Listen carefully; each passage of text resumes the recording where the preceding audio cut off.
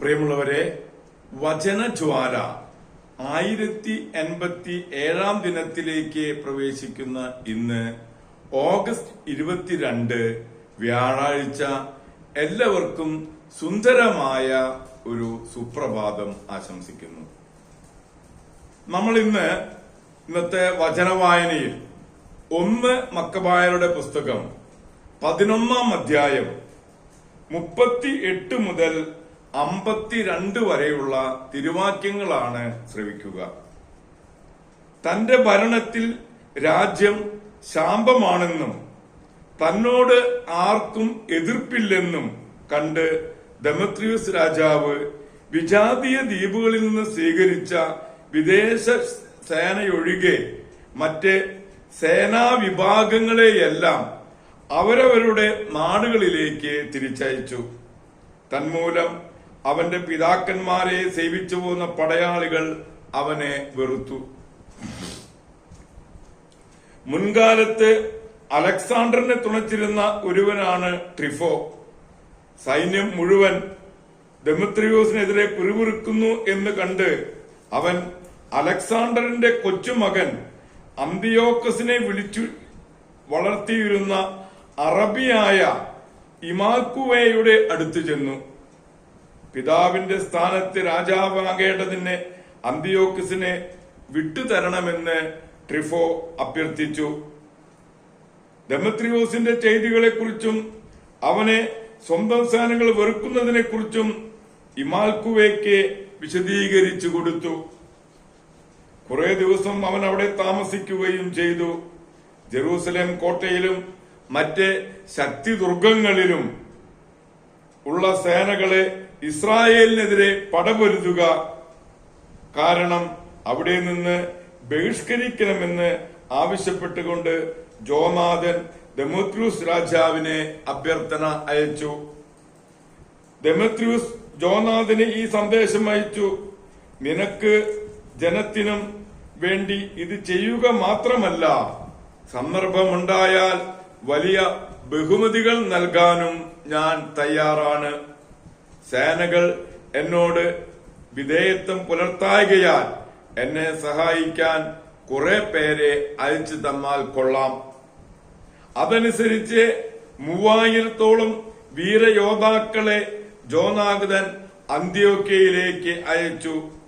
അവർ അടുക്കലെത്തിയപ്പോൾ അവരുടെ ആഗമനത്തിൽ രാജാവ് അത്യധികമായി സന്തോഷിച്ചു. രാജാവിനെ കൊല്ലുക എന്ന ലക്ഷ്യത്തോടെ 1,20,000-ഓളം വരുന്ന നഗരവാസികൾ നഗരത്തിൽ ഒന്നിച്ചുകൂടി. രാജാവ് കൊട്ടാരത്തിൽ അഭയം പ്രാപിച്ചു. നഗരത്തിലെ പ്രധാന നിരുത്തുകൾ കയ്യേറി. നഗരവാസികൾ യുദ്ധം തുടങ്ങി. രാജാവ് യഹൂദരെ സഹായത്തിന് വിളിച്ചു. അവർ ഓടിയെത്തി. നഗരത്തിലെന്നും നിരന്നു. 100,000-ഓളം പേരെ അന്നു തന്നെ കൊന്നൊടുക്കി. അവർ നഗരത്തെ അഗ്നിക്കിരയാക്കി. ധാരാളം കൊള്ളവസ്തുക്കൾ കൈക്കലാക്കി. അങ്ങനെ രാജാവിനെ രക്ഷിച്ചു. യഹൂദർ നഗരം കൈയടക്കുകയും യഥേഷ്ടം അതിന്മേൽ ആധിപത്യം പുലർത്തുകയും ചെയ്യുന്നത് കണ്ട് നഗരവാസികൾ അസ്തധൈര്യരായി രാജസന്നിധിയിൽ ഇങ്ങനെ കേണപേക്ഷിച്ചു: ഞങ്ങൾക്ക് സമാധാനം നൽകണമേ, ഞങ്ങൾക്കും നഗരത്തിനുമെതിരെയുള്ള യുദ്ധത്തിൽ നിന്ന് യഹൂദരെ പിന്തിരിപ്പിക്കണമേ.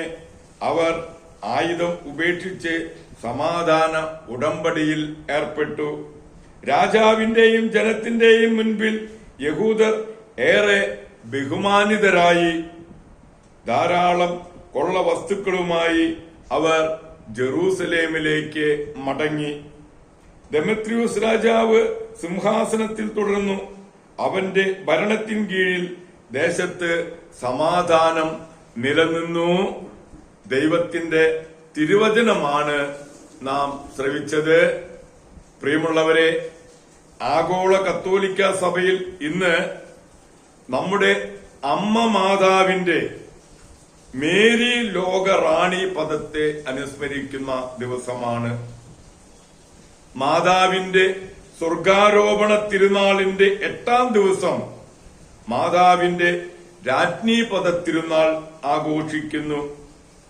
മാതാവ് സ്വർഗത്തിലേക്ക് എടുക്കപ്പെട്ട് അവിടെ രാജ്ഞിയായി മുടി ധരിപ്പിക്കപ്പെട്ടു എന്ന് ജപമാലയുടെ 5-ാം രഹസ്യത്തിൽ നാം ധ്യാനിക്കുന്നു. ക്രിസ്തുവിന്റെ രാജ്യത്വ തിരുനാൾ ആഘോഷിച്ചു തുടങ്ങിയപ്പോൾ അമ്മയുടെ രാജ്ഞീപദവും നാം ആഘോഷിക്കുന്നുണ്ട്. പരിശുദ്ധ രാജ്ഞി എന്ന പ്രാർത്ഥനയും നാം ധാരാളം ചൊല്ലി വരുന്നുണ്ട്. 9-ാം പിയൂസ് മാർപ്പാപ്പയും 12-ാം പിയൂസ് മാർപ്പാപ്പയും സ്വർഗത്തിന്റെയും ഭൂമിയുടെയും രാജ്ഞിയായും സ്വർഗീയ വിശുദ്ധരുടെയും മാലാക വൃന്ദത്തിന്റെയും ഉപരിയായ മേരിയെ കർത്താവ് നിശ്ചയിച്ചിരിക്കുന്നതുകൊണ്ട് മാതാവ് ആവശ്യപ്പെടുന്നവ ലഭിക്കുമെന്ന് സാക്ഷ്യപ്പെടുത്തിയിട്ടുമുണ്ട്. നമ്മുടെ അമ്മ മാതാവിന്റെ രാജ്ഞീപദത്തെ അനുസ്മരിച്ചുകൊണ്ട് നമ്മുടെ അമ്മയുടെ മധ്യസ്ഥം യാചിച്ച് ഇന്നത്തെ ഈ നല്ല ദിവസത്തിലേക്ക് നമുക്ക് പ്രവേശിക്കാം.